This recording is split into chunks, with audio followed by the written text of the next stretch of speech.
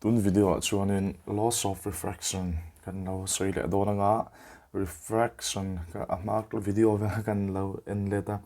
reflection ne khanin ka lamri da khain ang trep thina ka kan lo sang thiam tu nga ila tun class a chuan refraction r hi alfi alo thina loss of refraction kan soi doni refraction chung cha kan soi to class ma sa khanim heta enge atam sang te incident ray te refracted ray emergent ray lateral displacement te video ma sa han kan soi to kha kan lo le en lo ani chuanin en le tur kha oma kha lo en ma sa theu tai la tha ome tun chuma chuanin loss of refraction kan soi dona dan omane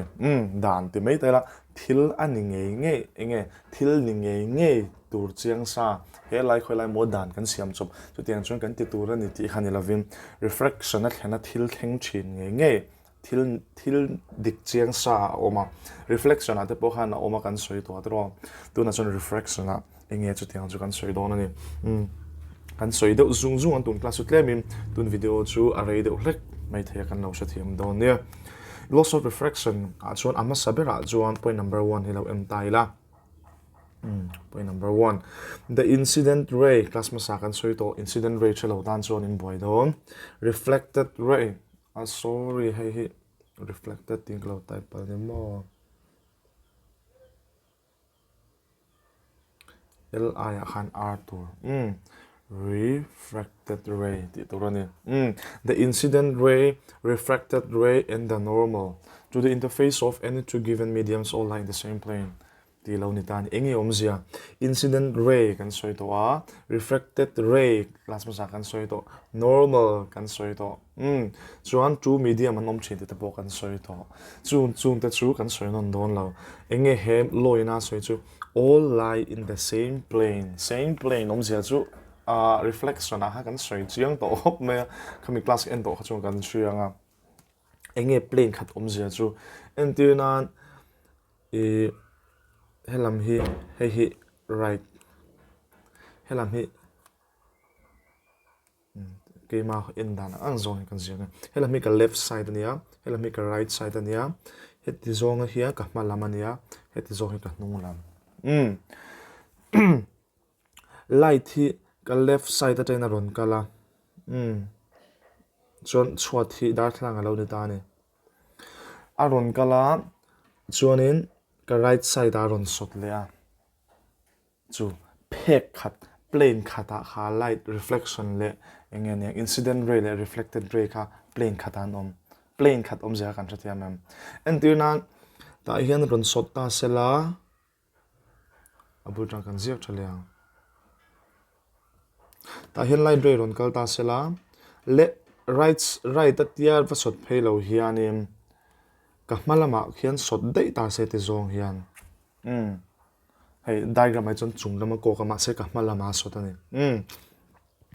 ka hmalama sot dei ta se omzia chu plane khata kha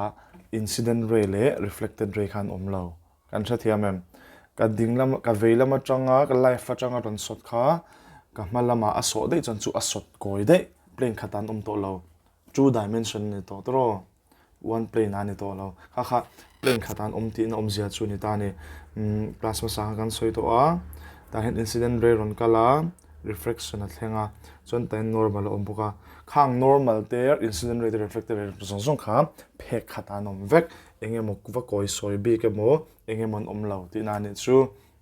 plane khatan vek thai board ta kan zi ang chi hian an vek thai ti na ni chu next hi apoi mo em ta ni refraction a chuan kan chin chia nge tur ratio of sine of the angle of incidence kan ti chuanim hei glass slab lo ni ta sela ti hian refracted ray ron kala refraction a thlenga chuan khata perpendicular line kha normal kan te hemi dot hi normal ani ngil deuh tur ani kalo draw ngil ani pon chuan khami incident ray le normal inkar kha angle of incidence kan ti tro chuanin helai refracted ray le normal inkar hi angle of refraction kan ti khalo ni vele bok ta ni hetai enge soi ratio of sine of the angle of incidence and sine of the angle of refraction is is a constant aron ti ta ni omzia chu ta hian kan lo zia kim che lawa in textbook a khan in lo enjon page 22 kham in is a constant for any given pair of media ti lo om ta ni engi omzia sign of the angle of incidence just sign I ani le me ya just sign of angle of refraction just sign R ani le me ya chuan ratio om ti chuan sin I divided by sin R ti na is constant omzia chu adang lam don lo constant chu angai reng don eng chunge ngai reng don kha ratio a value lo chok kha and in sin I by sin R hi chu lo ni ta se chu ni cha don ma se condition pakhat ron petani enge for any given pair of medium chung chang class ma sa kan soi to refraction a thlem don chuan medium pani omangai tro entirna hei tuna helaya alema kan draw forwa te po hian ania ta hian glass le po oma ta hian air ani air atangin light ron kala hei pon hi air ani bo ro hei glass ani chon glass ron kal khan refraction a thlenga a koi thin kan ti tro hei air le glass ani medium chu ani media te chu air medium le glass medium ani omzia chu pahnin omzel an omzel ta hian glass a chunga tuilo om ta se light ron kal ta se refraction a thlengang air le water ani media pahni thlengzel refraction a thlem dong ka chon medium pahni omzel chonin omzia chu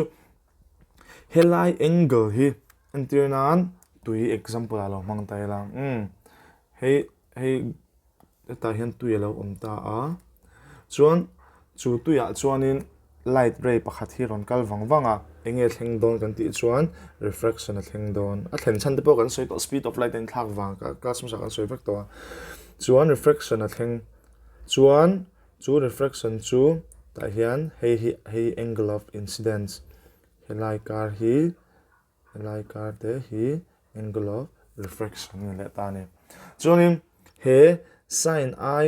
he for any given true pair of media he air helai hi water chuan sin I by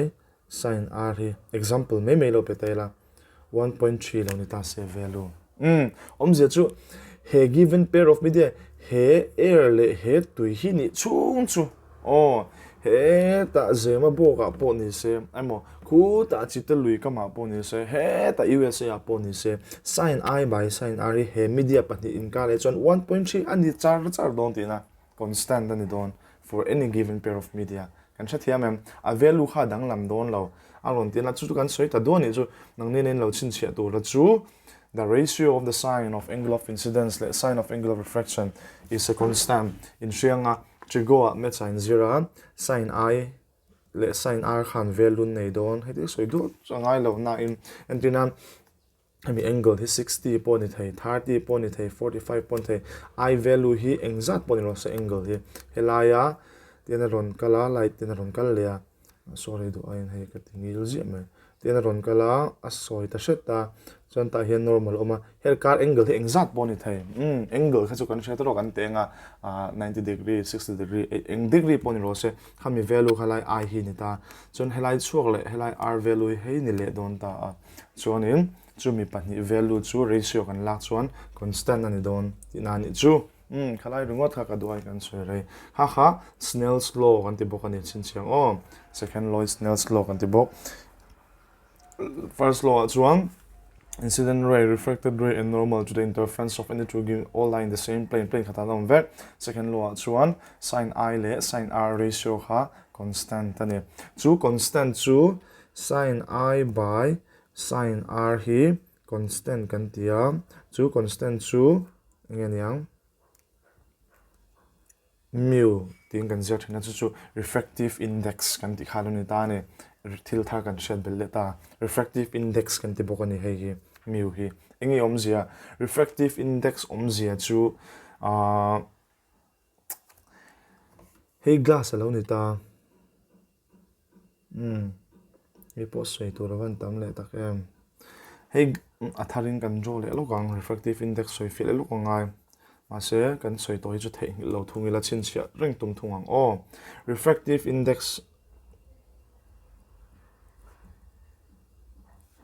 chu mu tin a symbol kan zia thina u ang deuh han mai ta refractive index su enge niang I light medium pakhatina allow enge niang allow bend kan te mai ta bending of light kan tia refraction chutro refraction a thleng ta ni light allow ti koi theina za ta kha refractive index su ni kan thatia mem om zia chu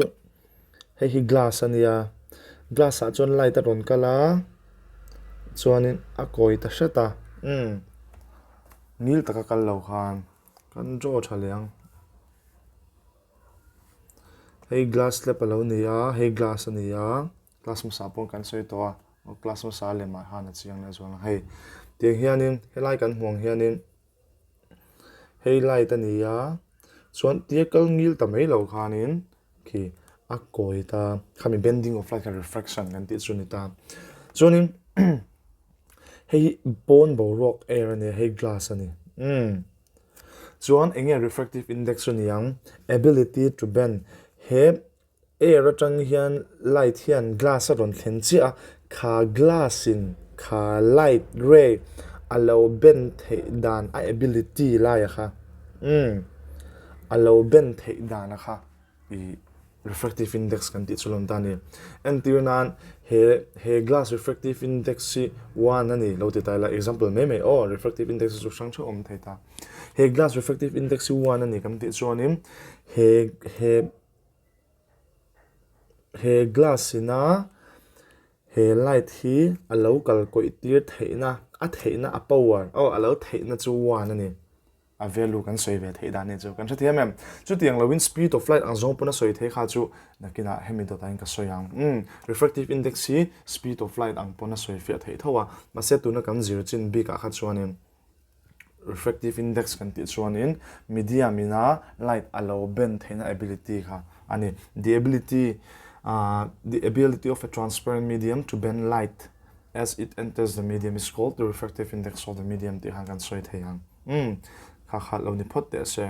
chuanin refractive index a ro chuan thil kan shet ngai ngal chu relative refractive index om le theya absolute refractive index om le theya chu pani ta chu kan soi le ang relative refractive index kan ti chuan chu ni chira kan soi to ang kham ability to bend kan ti ta ne light allow in bend thei dan light allow in bend thei dan a kha refractive index chu ni ta chu light allow in bend chan chu atir de kan soi to kha refractive index refraction kan zir tir kha kan soi to eng wange kan ti chon light speed in thak wang ani tin kan soi to light speed in thak wang ani tin kan soi to a om zia chu glass a light a ron kala a speed ron a kong a thak a bend ta chon kong ngai a ron zo le a kong ngai ang kan kong ngai chen ni to lo khan chu eng wange kan ti chuan speed of light in air kha speed of light in glass kha ain ang to si lova kha wang kha speed in thak khanin ain bend ta chin akong ngai zo lo ta chin kam ti chu van refractive index su ti han kan soi fe the refractive index su ratio between speed of light in medium 1 and speed of light in medium 2 tin kan soi the medium 1 chu v1 kan tia medium 2 chu v2 kan tia om zia chu mu refractive index kha v1 by v2 ti na ni chu heta sin I by sin R po khani thowa chu ba ka v1 by v2 po ani thei ti na ni mai kan chathia mem ani chuanin khati khanin lo chin sia om zia chu speed of light in medium 1 by speed of light in medium 2 a bending theina kha ability kha speed of light wang ania in bend theina chan kha chu wangim a ratio kan la kha refractive index ani ve bok te na ni chu chon absolute refractive index om le absolute refractive index kan ti ve thun chuam medium kha eng pom se kha medium a alu ma medium a kal nam sa jok medium 1 kha vacuum ni ta se vacuum eng ma om lo na ni ta se chumi le eng medium po ni ro se second kha chu kha mi te pani ratio kan la khan vacuum le medium mi chu eng po ni ro se air po ni se glass po ni se water poni se diamond poni ro se eng poni ro se chu refractive absolute refractive index kan ti kha chu lo ni ta ni absolute refractive index kan ti chuan in speed of light in vacuum by speed of light in medium eng pon ro se so speed of light in vacuum kha c tin kan zia ka chuan chu enge a value kha speed of light in vacuum kha 3 into 10 to the power 8 meter per second ani hei hi light speed of light kan soi thin kha ni a light kal chak zong so be divided by speed of light in medium kha ni ta a chuanin hemi absolute refractive index si refractive index value soinan kan mang da thina and tirnan air refractive index enge kan ti chuanin 1.003 tin kan lo soi ta ni chumi omzia chu air speed of light in vacuum kha 3 into 10 to the power 8 ania speed of light in air kha kan zong lenga chumi lo chuak chu 1.003 hei hi lo chuak tina kan chathia mem hei hi tun helai kan je hi absolute refractive index hei hi material sang refractive index soinan kan mang thin ani and rinan refractive index of water enge anti chuanim 1.33 lo nia 1.33 chu engtin nge chuak kan ti chuan khilai chunga kan zia c by v mang hian omzia chu refractive index of vacuum kha kan zia ka nga 10 to the power 8 ania chuan refractive index of water kan zong le ang speed of light in water tu ya khan in light ha engten change kal kan shet vele thei chuan refractive index 1.33 ron chuak kan chathia mem and tina refractive index of benzene lo chhuat hedan chu speed of light in vacuum by speed of light in benzene ani le me kan chathia mem so vacuum also speed of light chu 3 to 10 to the power 8 kan sa a chon benzene chunga khanin speed light ha engten change kal ti kan shet vele thei chuan kha a ratio han la taila 1.50 lo chhuak don tina a omzia chu speed of light refractive index of air hi 1.0003 omzia chu tihan kan soile tiang lo chin chiang light kha vacuum chu engma omlo na kan ti to khatro vacuum a speed ai khan air a hiam 1.0003 hian amwang shet light speed kha tina kan thathiam entirna diamond no ni tro se ta hian diamond oma chuan light ron kala refraction a thlengangil takina kal to lova engwanga refraction a thlen kan ti chuan speed of light in thak wang kan ti to tro speed of light in thak wang chu wang chuan bending of light ta olo thleng thi chuan refractive index hian ron soi fi ta kha omzia chu diamond refractive index si 2.42 ni ti hi value kan lo nei ta ni chumi omzia chu speed of light hi engma omlo na hmuna ron kal ta se chuanin chuta tang chuan engma omlo na hmuna tang ron kal chuan diamond ron suthut ta se diamond a ron sut chia khanin a light chakal chakzong kha 2.42 in amuang shat don tina kan thathia mem a let ni le 0.42 in amuang don tina ni chu chuan carbon disulfide a hian light engmom lo na tanga ron thokhan the carbon disulfide ron su ve ta se 1.63 in a let khat 0.63 velin amuang le shet don tina ha refractive index somzia chu tuna exam tur kan ni exam turang khan kan soi lo theilawa exam anga chu kan shetu chu refractive index lo chhona chu hei loss of refraction apart chu na khani ti khalo chin chela chu Snell's law tin kan soi boka chuta chuan sin I by sin R equals to constant ania he constant hi mu tin kan soya chu refractive index khania chon relative refractive index som theya relative refractive index sa chuan sin I by sin R anga ziak to lo khan speed of light man kan soi fia speed of light in medium 1 divided by speed of light in medium 2 tin kan soya absolute refractive index som le thea absolute refractive index sa chuan speed of light in vacuum divided by speed of light in medium chu refractive index value kan soi thin ho khalon ni tani tiếng common result page chu kam chin chia nga yang exam na te ron suak me trim dro refractive index of water air ti te kerosene diamond ti te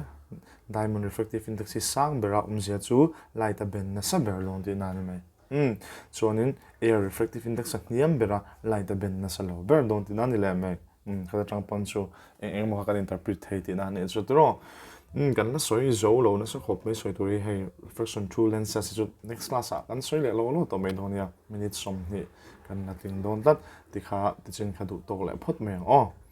thank you